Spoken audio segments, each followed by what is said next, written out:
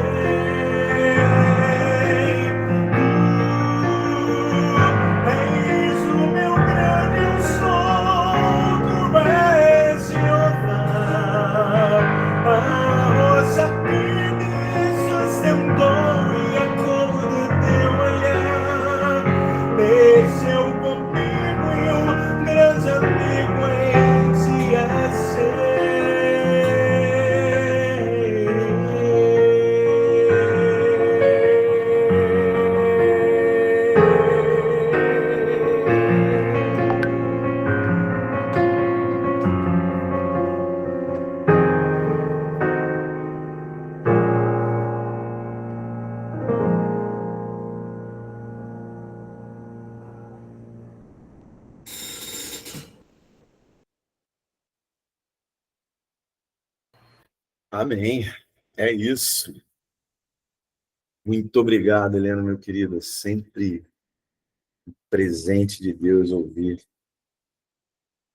a sua voz, seu coração entregue nessas canções, nesse louvor, de fato, louvor. Tão maravilhoso, tão verdadeiro. Obrigado, querido. Antes da gente seguir para a mensagem da noite, trazida pelo nosso querido Léo, eu queria trazer a vocês aqui a nossa... Assim, nós não acreditamos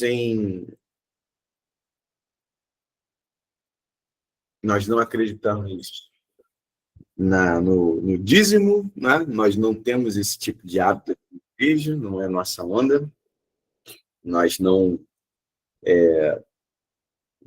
acreditamos nessa relação de negociação com Deus, ou seja, aquilo que você contribui não tem o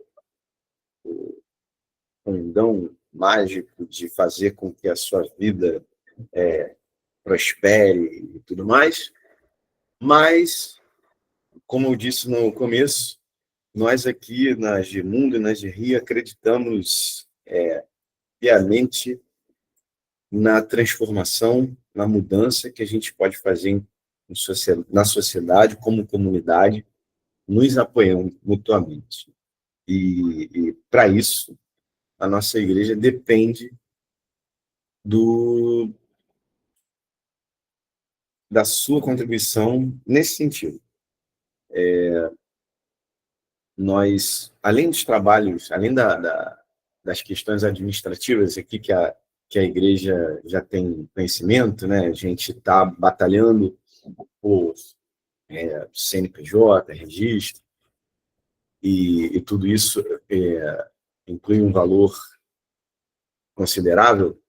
Nós não paramos em momento nenhum de ajudar, de nos envolvermos com as demandas que nos são trazidas, tanto dentro da nossa comunidade, quanto pedidos de ajuda que vêm de fora.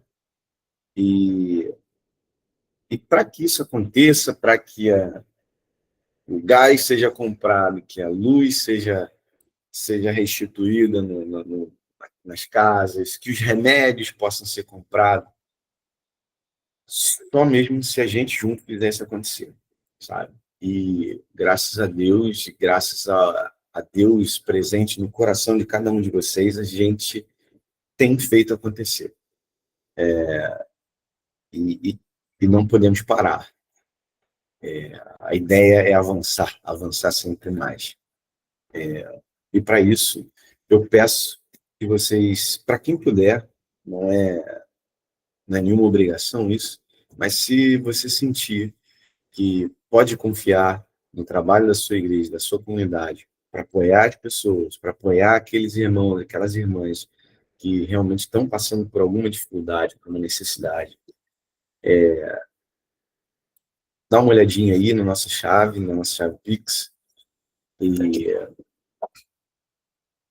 vem junto nesse trabalho, porque a gente tem feito a diferença. Vocês têm feito a diferença. Vamos continuar fazendo isso acontecer. Bom, dito tudo isso, todos esses recadinhos, eu queria chamar o nosso querido pastor Léo para se manifestar. Léo, estás por aí? E bonita camisa, hein, Léo? Pena que a gente deu uma vacilada ferrada ontem, mané. Que triste, fiquei magoado com isso. Alanzinho tá rindo, não, rindo não, mano. Pô, queimou mal, mano. Queimou mal. É isso. Jogamos fora uma chance de ouro. Mas, enfim, Libertadores está aí. Eu não faço a mínima ideia de quando Léo, jogou, filho, como foi o jogo, o que aconteceu. Tá me ouvindo bem, galera? Tá me ouvindo? Na paz? Boa noite a todos e todas. Estão todos me ouvindo? Eu sou flamenguista por herança. Não faço a mínima ideia, nem curto futebol. Deveria. Primeiramente, sempre bom estar aqui com vocês. Esse culto que meio que aconteceu meio que no improviso, talvez, né? Correria sempre. Primeiramente, agradecer as pessoas que estão nos visitando. Ouvi que a Ana está aqui. A Ana me mandou uma mensagem aos 45 do segundo tempo no Instagram, pedindo o link para acessar. Seja bem-vinda, Ana. Pode ser uma experiência boa. Fabíola Oliveira está aí. Pastora Fabíola, da Igreja Rizoma, aqui no Rio de Janeiro. Acho que pelo menos a galera do Rio aqui conhece. Para quem não sabe, Fabíola é minha companheira, minha namorada. Casal pastoral, hein? Nem Barack Obama e Michelle, hein?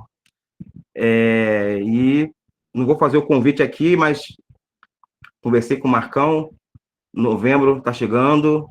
A gente vai fazer uma série de encontros bacanas, como a gente fez no Setembraço, né? Já fica aí o convite, Fabíola, para estar com a gente, né? Como facilitadora, trazendo uma mensagem em novembro. Mas, enfim, não vou dizer que foi uma correria preparar essa mensagem. Essa mensagem me atravessou muito sobre o que aconteceu esse final de semana comigo. Estive no Congresso do Novas Narrativas. E teve o congresso em São Paulo também, do Conversas Pastorais. Não sei se alguém aqui acompanha. Fazia tempo que eu não acompanhava, mas eu dei uma olhada hoje. E era o mesmo tema. Tanto o Conversas Pastorais como Novas Narrativas trabalharam o tema O Brasil que a gente quer.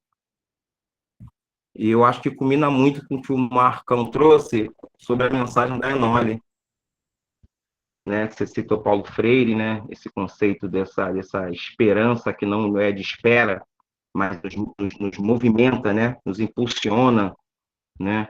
Paulo Freire está usando um conceito do teólogo alemão Jürgen Moltmann, que é sensacional.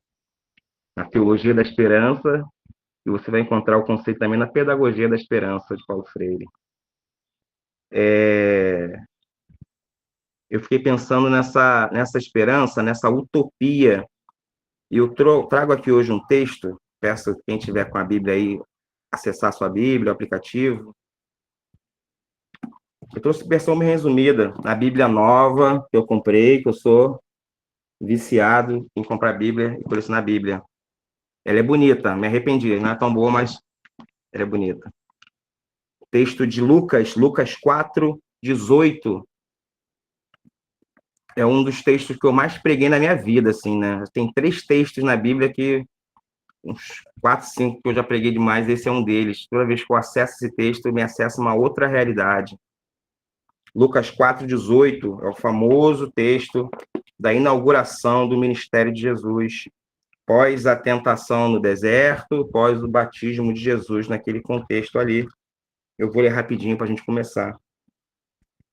O Espírito do Senhor está sobre mim, está sobre nós, pois ele me ungiu para trazer boas novas aos pobres, pois ele nos ungiu para trazermos boas novas aos pobres, aos excluídos, aos aviltados. Ele me enviou para anunciar que os cativos serão soltos. Ele nos enviou para anunciar que os cativos serão libertos, que os cegos verão, tanto espirituais quanto físicos. Os oprimidos serão libertos e que é chegado o tempo do favor do Senhor, que eu já falei inúmeras vezes até em Hebron sobre a palavra no contexto, né? Numa outra tradução, é o do jubileu, é o ano aceitável do Senhor. Você pode procurar lá na internet, é bom que fala sobre isso, você vai achar lá. E eu pensei num título para essa mensagem. Utopia, a reconstrução imaginária do mundo. Quando o Marcão cita a Enole aqui, ela fala dessa esperança, é uma esperança que não nos coloca no mesmo lugar, mas nos movimenta, ela também é uma esperança com uma dimensão futura, porque é uma esperança que a gente tem como utopia. Jesus tinha uma utopia. Utopia, no senso comum, é um conceito de que algo não realizável. No senso comum, utopia é uma dimensão de realidade, é um mundo que a gente sonha, que ainda não existe e não vai existir. No conceito, né, convencional da palavra, né? Esse sonho que a gente luta para alcançar, na verdade, é inalcançável. Porém, como toda palavra, né, como toda semântica, como todo conceito, a gente repensa, a gente se aprofunda. E tem outros pensadores, né, que pensaram sobre isso. Aquele latino-americano, qual é o nome dele agora? Autor do livro As Veias Abertas da América Latina, alguém lembra o nome? Eduardo Galeano. Eduardo Galeano vai dizer que a utopia, ela existe para ser esse propulsor, que a utopia está 10 passos à frente, a gente dá 10 passos, ela dá 20 mais à frente, a gente dá mais 20 passos, ela dá mais 30 passos à frente, que a utopia serve para nos manter em movimento. Paulo Freire já é mais, eu creio, mais radical e revolucionário na fé e na crença, né? Que ele diz que a utopia é realizável. E aqui ele está falando de dimensões concretas. Estamos lutando por algo que nós vamos conseguir alcançar. Vai acontecer. Isso é o reino de Deus. Essa radicalidade, essa esperança teimosa, precisa ser uma realidade. Eu estava, algumas semanas atrás, lendo o livro Afropessimismo, que vai trazer uma perspectiva sobre o Frantz Fanon, de que ele, de fato, não acreditava na revolução que ele pregava. E já há contrapontos, né? Outros autores estão publicando sobre isso, é uma diminuição da perspectiva revolucionária dele. Ele, de fato, tanto acreditava que ele pega em arma até na luta na Argélia, na Revolução, para que de fato aconteça. Você só vai para o fronte para morrer pelo que de fato você acredita. Ninguém morre pelo que não acredita de fato. E isso me leva a pensar que o reino de Deus não se materializou na sua plenitude, talvez porque a gente não acredite de fato.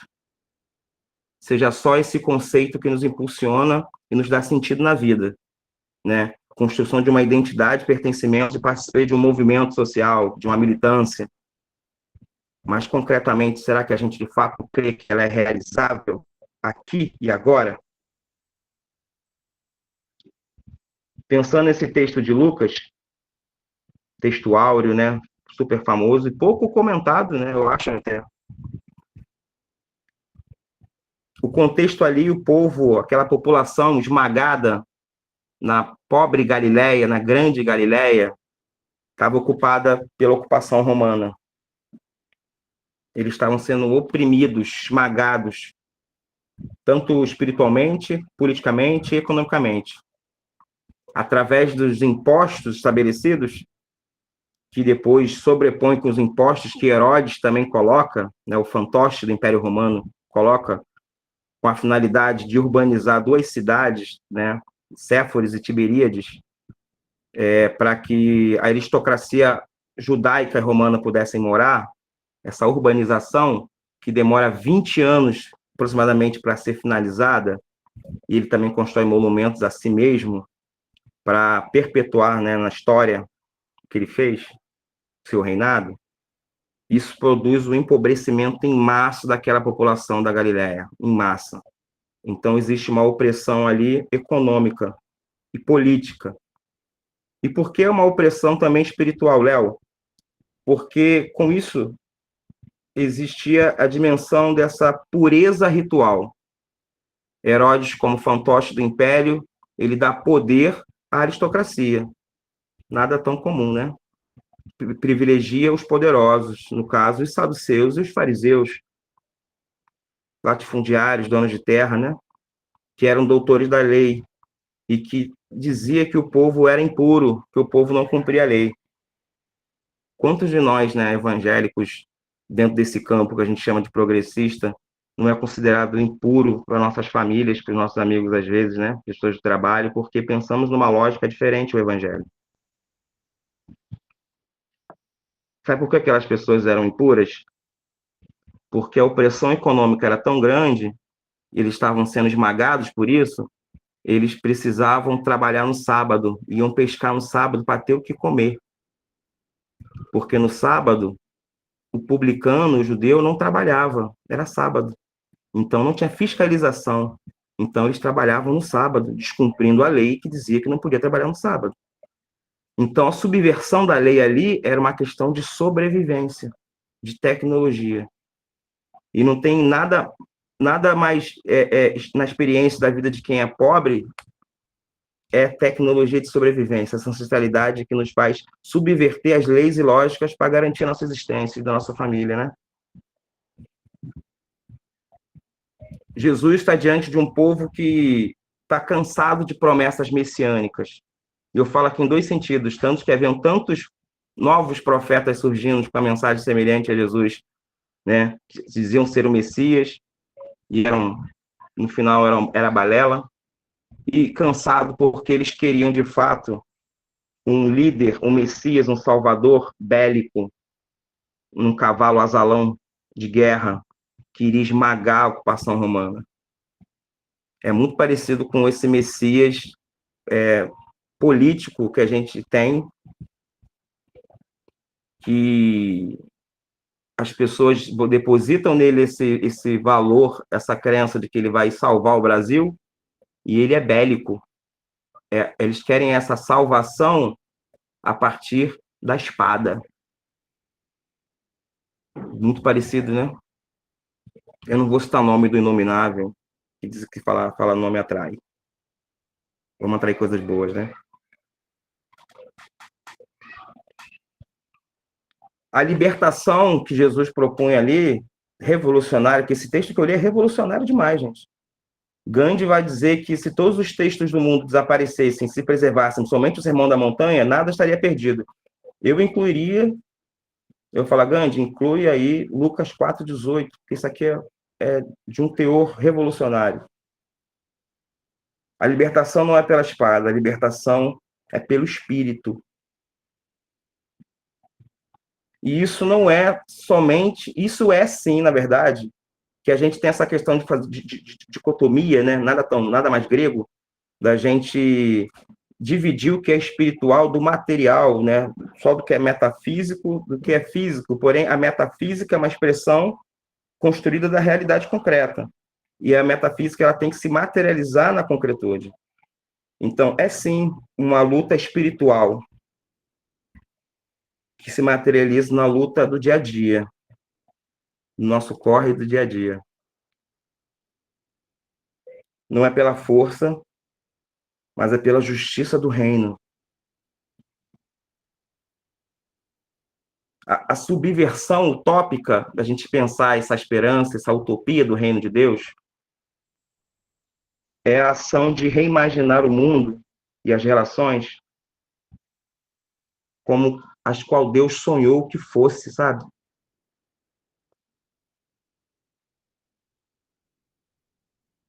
A reconstrução do imaginário do mundo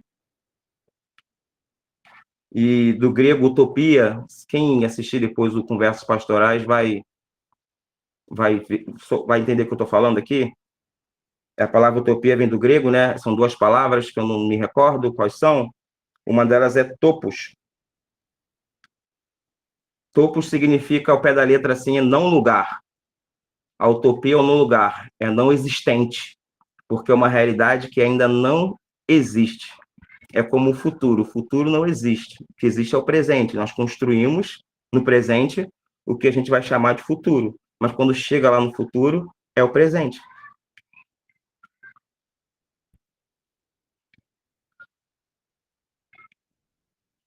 Eu sonho com um mundo melhor que ainda não existe. Eu fico me perguntando se a gente quer de fato que ele exista. E isso não é para você me responder, mas é para você refletir mesmo. Se que a sua luta, tudo que você tem falado, o seu discurso, a sua prática, dentro, lógico, da dimensão das contradições humanas, todos nós somos contraditórios, se de fato você quer que isso aconteça. E o que eu estou falando aqui não é uma loucura. Marcão, pasme, eu percebo muita gente nesse campo, que é influência nesse campo, tem uma audiência, tem muitos seguidores, que as pessoas se inspiram, tem um discurso de libertação, mas eles de fato não querem que isso aconteça.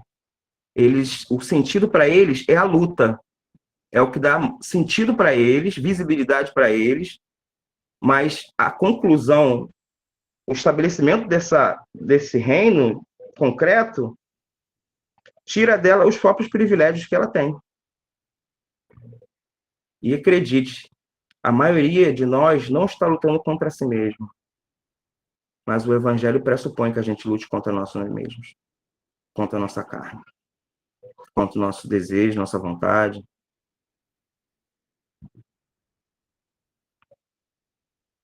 Eu não acredito, eu não vou dizer que é a partir da perspectiva histórica, porque historicamente revoluções armadas, né, violentas, culminaram em muitas coisas que foram talvez necessárias acontecer na história para que de fato acontecesse. Né? Revoluções não são tratados de diálogo entre dois lados. Porém, todavia, eu acredito numa revolução não violenta. Entre as tradições de King e Malcolm X, eu sou da tradição de King, pastor Martin Luther King. Acredito, eu sonho com uma revolução do amor. Não esse amor piegas, esse amor sentimental, mas esse amor que nos impulsiona a fazer que a justiça seja feita a vontade de Deus na terra como é no céu.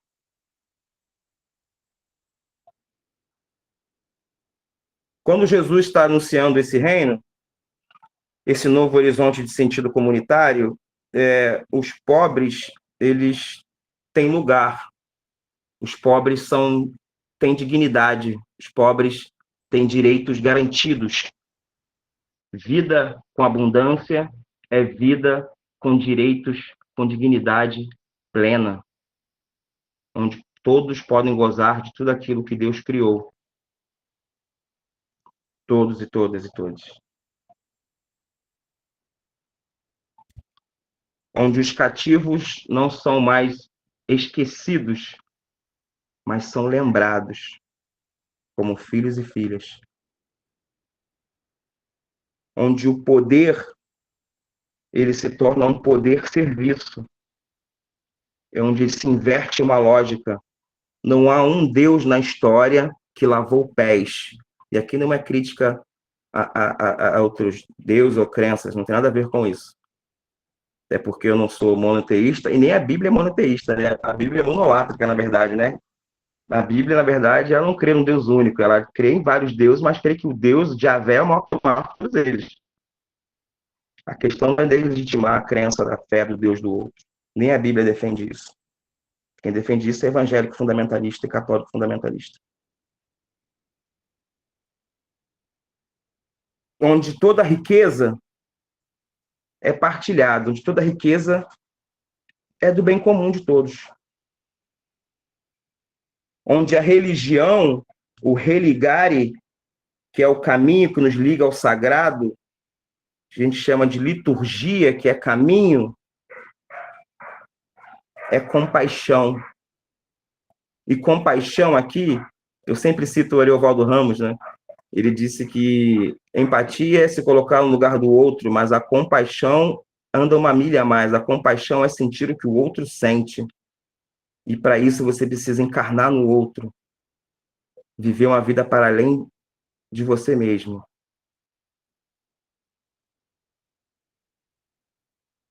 E que a esperança freiriana, utópica e realizável, seja de fato o centro da história da humanidade.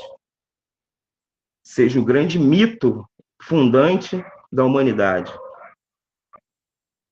As pessoas fazem muitas perguntas para mim sobre a Bíblia.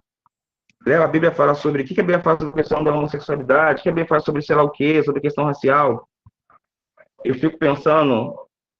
E eu não consigo não ser sincero. Eu falo assim, a Bíblia não fala nada. Porque a história da Bíblia... O que a gente tem são as interpretações que a gente faz de conceitos, enfim. Isso é o papo outro dia, pai bom. A Bíblia é a história de um povo lutando por sua libertação. A Bíblia, de A a Z, de Gênesis a Apocalipse, é a história de um povo passando por cativeiros.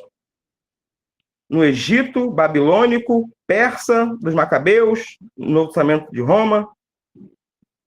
Essa é a história da Bíblia. É a narrativa de um povo excluído lutando por sua libertação. E aqui eu faço uma crítica que quando a educação não é libertadora, o sonho do primeiro é ser opressor. É por isso que Israel é esse engodo que é, né? O perseguido torna perseguidor, né? Mas essa é a história da Bíblia.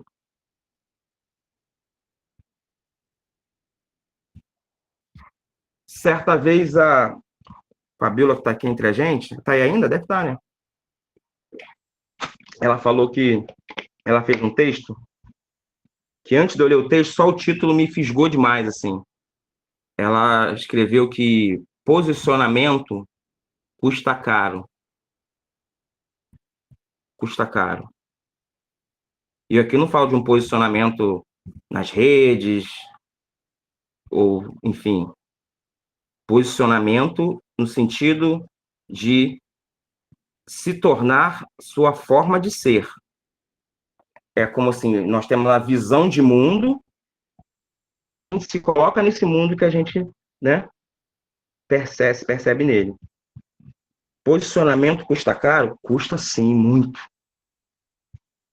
Mas eu vou dizer que na radicalidade do evangelho, posicionamento custa tudo. Custa tudo.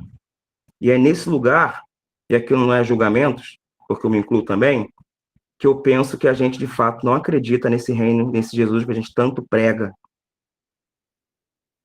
Porque aquelas pessoas que seguiam ele, seus amigos e amigas, eles tiveram mortes horríveis. Horríveis.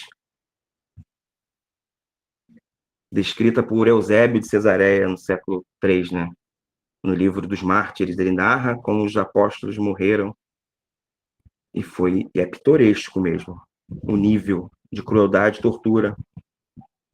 E eu sempre digo, ninguém morre por aquilo que não acredita.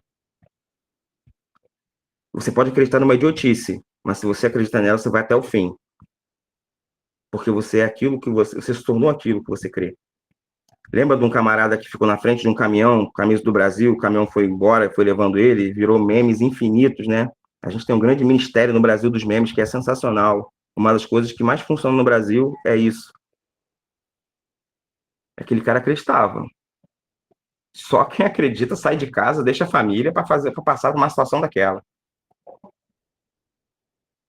Eu fico pensando se a gente acredita. Se a gente está de fato nesse movimento utópico de reconstrução do imaginário do mundo. Eu quero que você saia daqui hoje refletindo esse mundo que você imagina e reimagina, e que você fala, e quando você fala, a palavra tem poder, porque palavras têm propriedade curativa, tanto para si quanto para o outro, palavra tem poder de transformação, e palavra, segundo Freire, ela é geradora. Afinal, tudo foi feito pela palavra. A palavra da existência. Claro que palavra, nomear também tem perdas, né? Que a gente nomeia, a gente meio que define coisas que são muito mais profundas e complexas.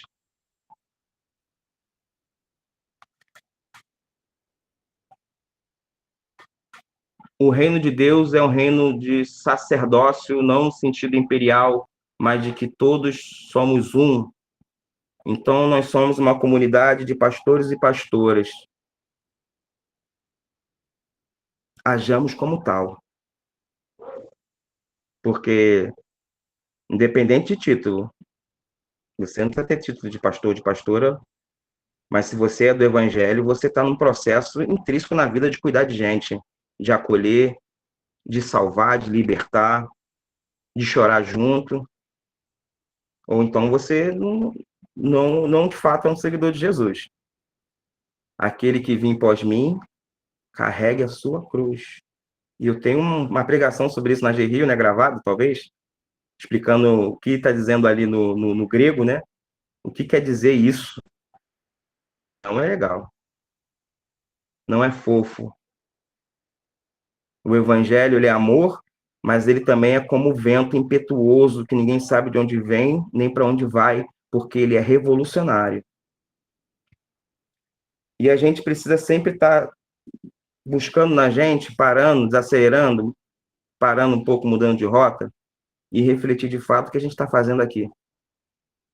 A gente só encontrou sentido em um grupo social por conta da nossa ideologia, todo mundo tem uma, segundo o próprio Freire, ou a gente, de fato, está disposto a se posicionar e pagar o custo do que quanto isso vai valer, quanto isso vai ser cobrado. Amanhã a gente vai ter um encontro aqui no Rio, pastor Henrique Vieira e o pastor Ed Renekiewicz. São grandes expoentes, né? Tem uma audiência muito grande, tem uma mensagem que eu coaduno, que eu concordo. Mas é um encontro político. Político no pior sentido da palavra. Não é sobre duas forças dentro do nosso campo de referências que se unem em prol de construção dessa utopia realizável. E aqui eu estou julgando, tá, gente? É um julgamento mesmo que estou fazendo. É uma leitura que eu faço. É um encontro político. É uma articulação política.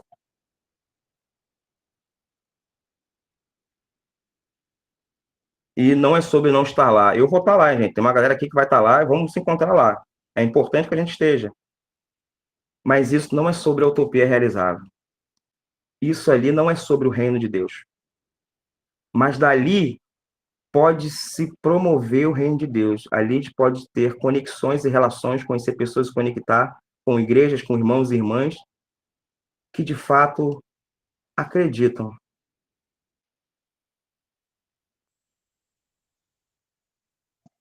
Para caminhar para o final, né? Pô, se bem que são 8 e 7, né? Eu sou muito presbiteriano nessas horas, né? Muito presbiteriano. O presbiteriano já começa o culto no horário certinho e termina muito antes de acabar. Porque, na verdade, ele nem gosta de ir para a igreja, né? Ele está cumprindo o protocolo. Então, ele começa, termina e vai embora para casa. Né? Eu sei, eu fui presbiteriano, hein? Muitos anos.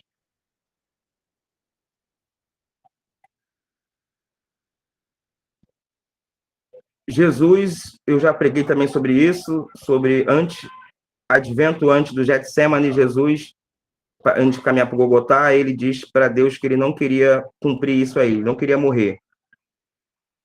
Dentro daquela lógica sacrificial. Ele não queria morrer por nós, se possível, passe esse cálice.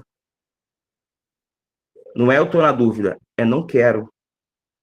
Porque em profunda angústia, e como eu sempre repito, angústia é um sentimento que não mente, é na angústia que você bota para fora o que está na tua entranha. As verdades estão nas suas entranhas. E Jesus estava extremamente angustiado. Mas a mesma pessoa, mais à frente, na cruz, quando de fato morre, verbaliza, palavra geradora, e diz, olhando aos céus, Pai, está consumado. Por mais que a gente não queira e não acredite de fato que vai acontecer, oremos a Deus para que sopre, que seu Espírito sopre essa utopia em nós, para que a gente possa também verbalizar quando nos custar tudo. E quando nos custar tudo, no meu entendimento, eu vou falar assim, a vida valeu a pena. Está consumado. O Ismael entrou, não sei se ele saiu, o Ismael ele escreveu um texto uma vez, que eu já republiquei milhões de vezes, todo ano eu posto esse texto, onde eu me coloco no lugar da pessoa do texto, eu prometo para o meu filho que ele vai crescer num mundo melhor, diferente desse. E no final do texto eu sou pessimista porque eu falo que eu falhei miseravelmente nisso. Meu filho está com 12 anos, vai fazer um curso em um bairro próximo e ele vai começar a ir sozinho de ônibus. Eu estou desesperado. Mas é o processo da vida, ele tem que fazer esse caminho. Mas a gente vive num contexto de um planeta que é preocupante, né? É um menino preto de favela. Eu falei miseravelmente. Mas eu tenho plena convicção de que eu vou poder olhar para os olhos do meu filho e dizer, está consumado. Oscar Romero diz que nós somos profetas de um futuro que não nos pertence. Ele está dizendo que a gente vai construir uma realidade nova que a gente não vai ver. A gente vai ficar igual Moisés lá do deserto sem ver a terra, por de 40 anos. Eu subverto essa lógica. E eu quero aqui que você exercite a sua fé na sua oração. Você clame a Deus que no grande dia, no seu dia, você possa dizer, está consumado, apesar do medo, apesar de tudo que vem com isso. Eu vou poder olhar para os olhos do meu filho e dizer, conseguimos. Essa utopia é realizável. Essa esperança que a gente tanto prega tem que deixar de ser somente um discurso, porque assim ela se mantém sempre na abstração filosófica. Ela precisa ser palpável. Gente, ninguém quer ouvir o evangelho. As pessoas querem ver o evangelho, elas querem tocar no evangelho, elas querem ser tocadas pelo evangelho. E isso só vai acontecer através de mim e de você.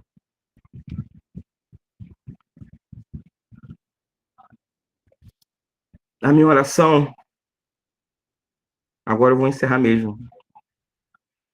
Estou exercendo o meu poder pastoral de falar que vai encerrar e nunca encerra, né? A minha oração é para a divina Ruá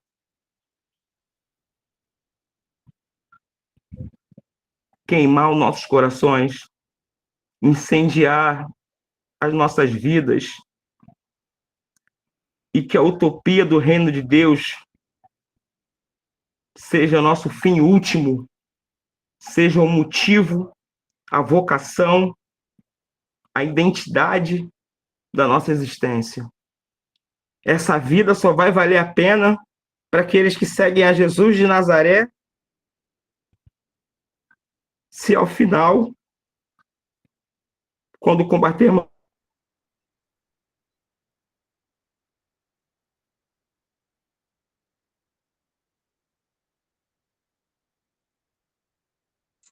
Léo caiu?